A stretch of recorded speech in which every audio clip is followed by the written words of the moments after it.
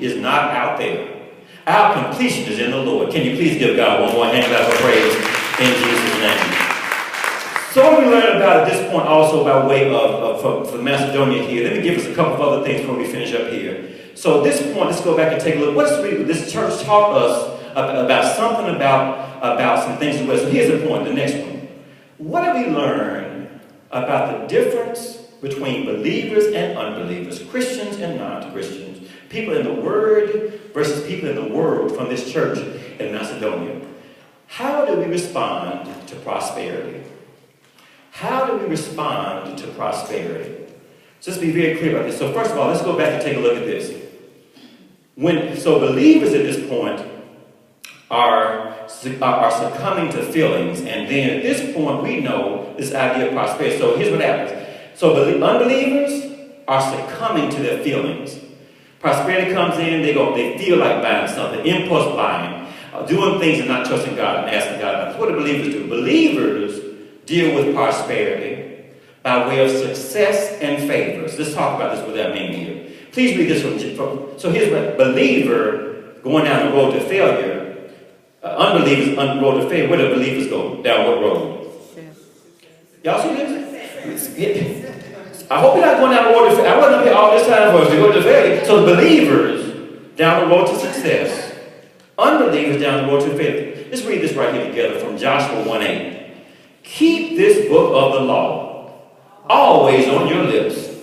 Meditate on it day and night, that you may be careful to do everything written in it. Well, then you will be. And how many of us want to be prosperous and successful? Now here's the difference. Let's talk about this very quickly. To put it another way, how does the world define prosperity? Dollar bill, y'all. That's all. That's the world will provide and define success, prosperity only as money. How is it now? Come on, believer. How do believers define prosperity? Here we go. Let me go tell you. What is prosperity based on the word? Read this with me. This is from Genesis chapter 39, 2, 21, and 23. And what happens, this is probably the best understanding we have, because the world has influenced the way people of the word think about prosperity. And at some point, we got to know about what does it mean as a believer for us to be prosperous.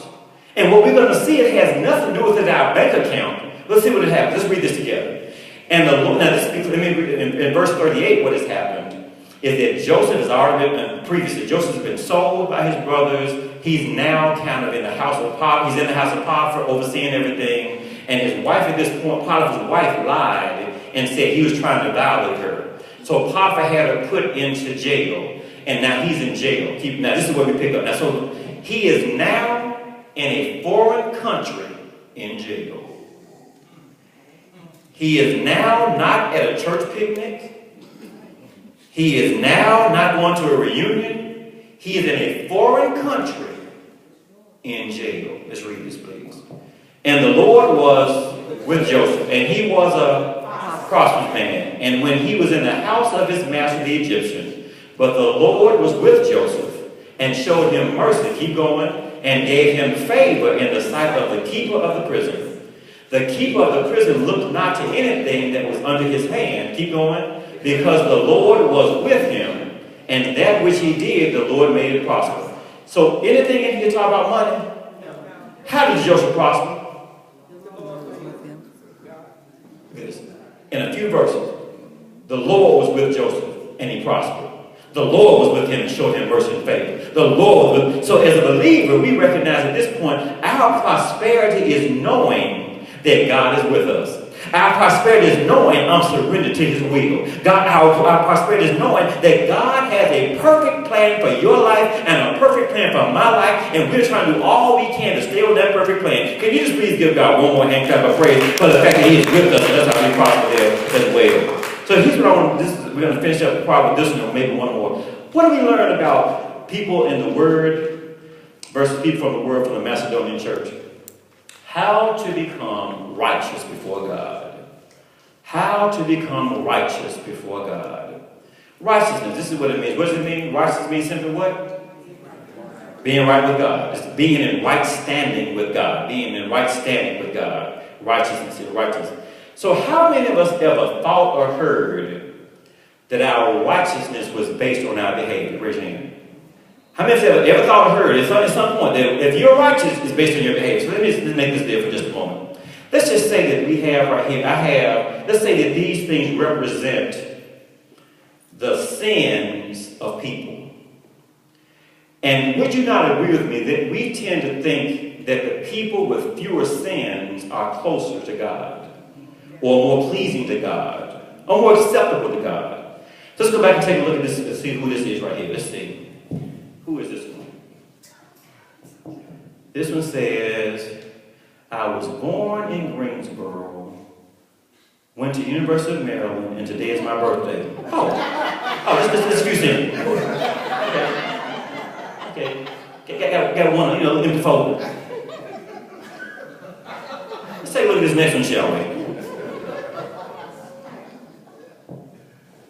I am a member of Shalom Community Christian Church. I love leopard. They call me Kitty Cat. Kitty, what did you do in the 3rd grade? So, a few more right here. Now, according to our old way of thinking, this person right here going to hell. They're going straight to hell. They're not even going to pass. They can find pass. That's like one. So let's go back and take a look who this might be, shall we? Heard me looking about these sins. This person went to Morehouse College and is a pastor of Shalom Community. That's not let's put that one down. So the idea was, so we thought that our righteousness is based on our behavior. Please write this verse down from James 10. In fact, it's right here. James 2, chapter 2, verse 10. James chapter 2, verse 10. Read this with me, please.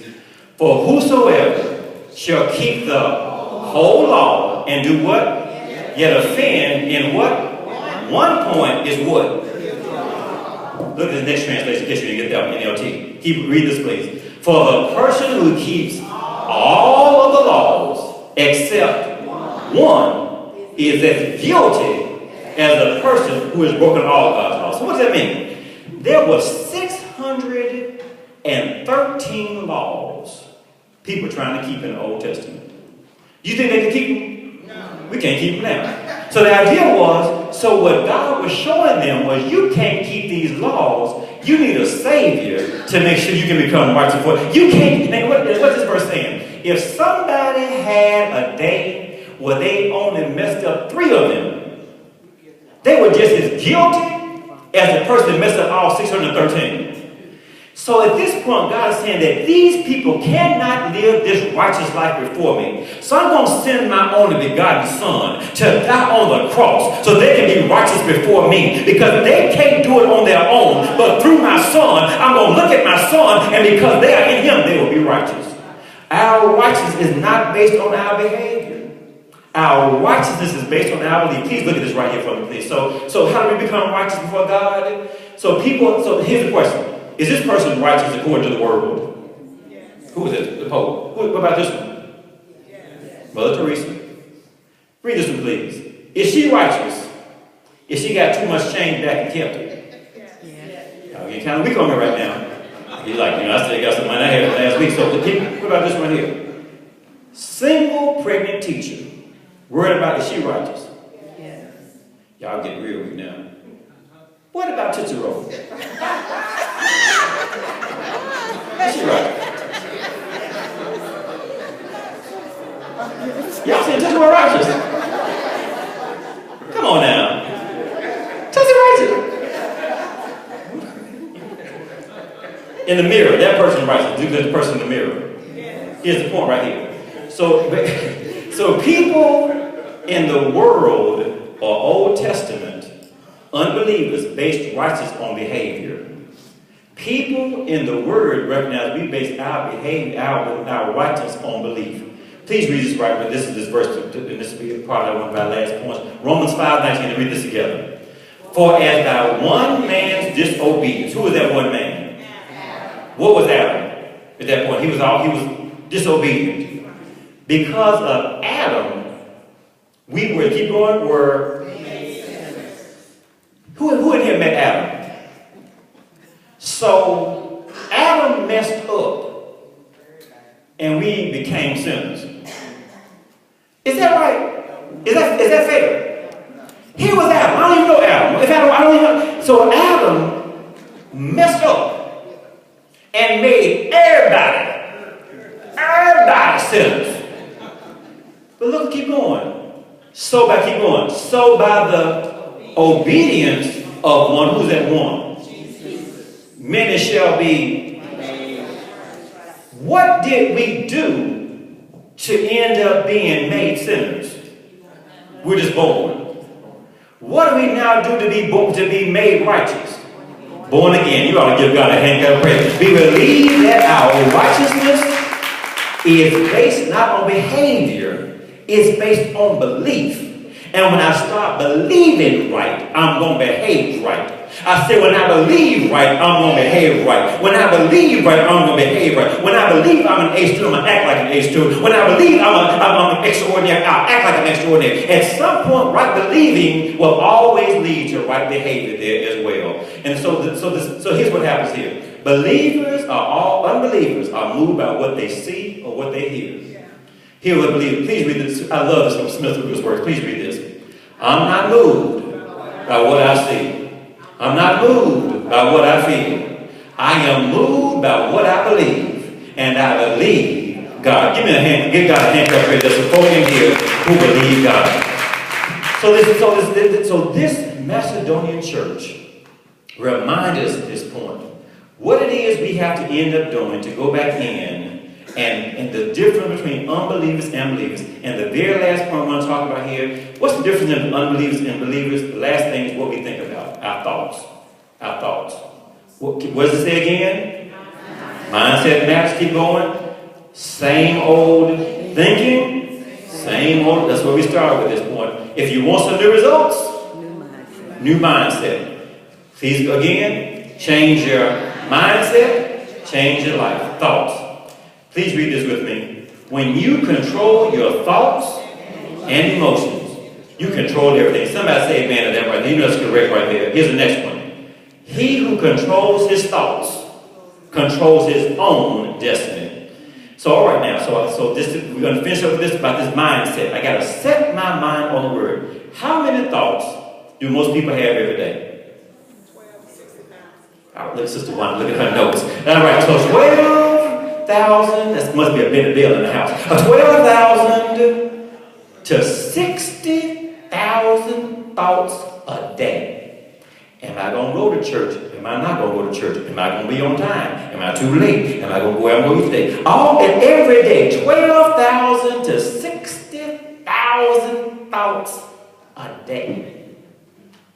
How many of those thoughts are the same as we had the previous day? 98%. So if somebody had, at this point, let's say 50,000 thoughts. 48,000 thoughts are the same ones today as they were yesterday. Same thoughts day after day. What percentage of thoughts would the average person have that are negative? 80%. Think about that. 20% of our thoughts are positive. I can do. 80% negative. I can't do. Can't do this. I can't do this. I can't do this. At some point in lastly, what percent of what we worry about never happens? 92%. Worrying about something. So what do we say right here? I love this part right here. How many remember we had two storms, but Florence came through here a few weeks ago. Everybody remember that Florence came, and the track was, if you remember, the track of Florence, the eye was supposed to come right over Greensboro. Anybody remember that? When they first started forecasting, folk called me from all over the country. Like, we praying for you because we saw, I didn't even know it. We saw the eye. And the eye is like, you know, had a little red thing in the right, y'all, Greensboro is right there in the eye. So at some point, some believers got to get together. And some believers have to know we have some authority and dominion. And we just say, oh, no. 1,000 will fall on our right side, 10,000 on our left side, but it shall not come near me. So what happens if you look at that track, instead of going just like this, it went up So Miss Greensboro kept on going up, and I remember this in particular. So the storm came through, and then I remember at this point we started talking about the mindset.